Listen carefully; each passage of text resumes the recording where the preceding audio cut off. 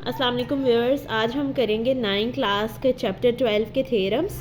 तो सबसे पहले हम थ्योरम नंबर 1 देखेंगे।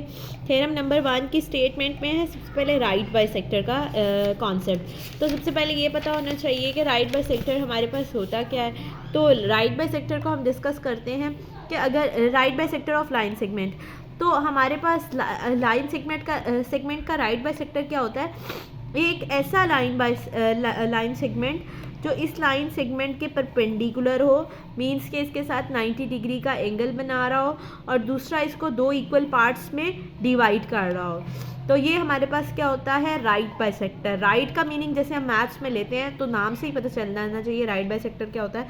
राइट का मीनिंग होता है वो एक तो उसके साथ 90 डिग्री का एंगल बना रहा हो, और बाइसेक्शन क्या होती है, बाइसेक्शन जैसे नेम से दो इक्वल पार्ट्स में डिवाइड करना। तो राइट बाइसेक्टर क्या होगा कि ऐसा लाइन सेगमेंट जो किसी लाइन सेगमेंट के परपेंडिकुलर हो और दूसरा जो है उसके साथ 90 डिग्री का एंगल बना रहा हो। तो ये हमारे पास क्या होता है, right bisector of line segment. ठीक है, तो हमने इस थ्योरम में प्रूफ करना है कि कोई भी पॉइंट लें हम राइट बाइसेक्टर के किसी भी लाइन सेगमेंट के राइट बाइसेक्टर पे। फॉर एग्जांपल चलें पहले स्टेटमेंट पढ़ लेते हैं। Any point on the right bisector of a line segment is equidistant from its and points. Means के वो कहता है कि अगर कोई भी पॉइंट हम राइट बाइसेक्टर पे किसी भी लाइन सेगमेंट के ले लें तो वो सेम डिस्टेंस पे होगा इसके एंड पॉइंट से। मीन्स के अब इसको वो क्या कह रहा है कि any point on the right bisector. For example हम कोई भी पॉइंट यहाँ पे ये ले लेते हैं पॉइंट, ठीक है, राइट बाइसेक्टर पे। तो वो क्या होगा, इक्विडिस्टेंट होगा एंड पॉइंट से इस लाइन सेगमेंट के। कोई भी पॉइंट हम राइट बाइसेक्टर पे ले लें तो वो क्या होगा, इक्विडिस्टेंट होगा from and points of this line segment. ठीक है, तो ये हम इसको ए का नाम दे देते हैं पॉइंट को, इसको बी का नाम और इसको पी का नाम दे देते हैं। और हम हमारे पास गिवन क्या था कि हमने एक लाइन सेगमेंट एल एम ले लिया। फॉर एग्जांपल ये एल है पॉइंट, ये एम है, तो हमने इस पर कोई पी पॉइंट ले लिया। Line segment L M intersect the line segment A B. अच्छा जी, ये एल एम क्या कर रहा है, ऐसा लाइन सेगमेंट है जो ए बी को इंटरसेक्ट कर रहा है। इस पॉइंट को सी का नाम दे दें, ठीक है। और एल एम क्या है, परपेंडिकुलर टू ए बी है। जैसे कि हमने देखा क्या कर रहा है, 90 डिग्री का एंगल बना रहा है, मीन्स के परपेंडिकुलर है क्योंकि राइट बाइसेक्टर है। और A C is congruent to B C, means के हम ये लाइन सेगमेंट इसका राइट बाइसेक्टर है ना, तो एक तो 90 डिग्री का एंगल बनाएगा और दूसरा इसको दो इक्वल पार्ट्स में डिवाइड करेगा। मीन्स के जो A C distance of line segment A C जो है वो आपके पास किसके इक्वल होगा, is congruent to distance between line segment B C. तो पी हमारे पास क्या है, पॉइंट है एल एम पे, जिसे हमने फिगर में बना लिया। अब एल एम पे क्या है, ये पी एक पॉइंट हमने ले लिया। दूसरी चीज़ अब हम देखेंगे हमारे पास क्या है कि हमने प्रूफ करना है कि P A distance P point जो कि हमारे पास ये लाइन से जो राइट बाइसेक्टर पे कोई भी पॉइंट लें तो हमने क्या प्रूफ करना है, इसका एंड पॉइंट से डिस्टेंस क्या होगा, इक्वल। हमने ये चीज़ प्रूफ करनी है।